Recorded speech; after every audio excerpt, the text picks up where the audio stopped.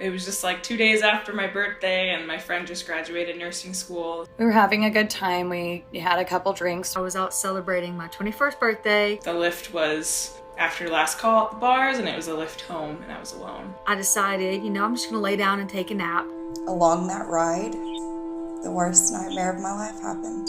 We got onto the highway, and on the highway is when he reached his hands back. I was just like laid over, bent over in the car, and I remember the car like stopping, and I looked up, it was like total darkness. My Uber driver raped me in the back of his car in my neighborhood. I had called Lyft 2 days after, and they had still not known that the situation had happened, that their driver had been arrested. After I contacted Uber, they said that they would refund my money for the ride, suspend the driver, and I have yet to hear from Uber again. They just recommended in the email that they were sorry, and they refunded me my $7. They have the video that I took. I did the rape kit. They have DNA. Like, I'm so frustrated. He's still driving.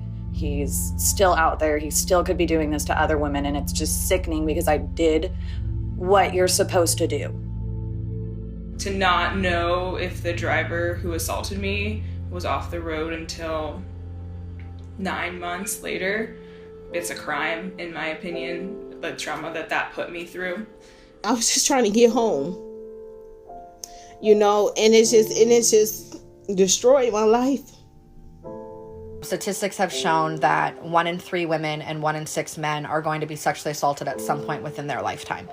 I don't believe anybody ever thought that would happen in a rideshare.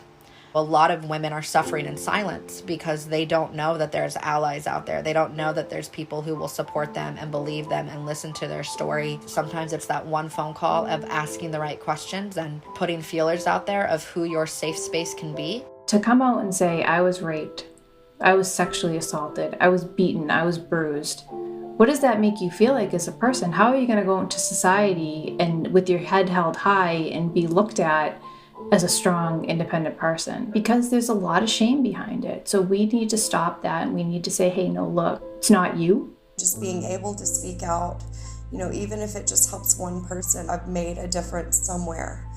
And that to me is the biggest way in making myself feel strong again. It has been a very great healing process, being able to get some of that power back that I lost that night, and being able to talk about it and have people who are on my side definitely feels amazing. This is me and my little guy. I don't ever want him to find out about this and say, you stand up for everything else, why didn't you stand up for this? Don't be ashamed. Don't be scared. Don't be silent. Share your story, because other women can benefit from it and not feel so alone. We have a voice. I believe you, and I will stand with you.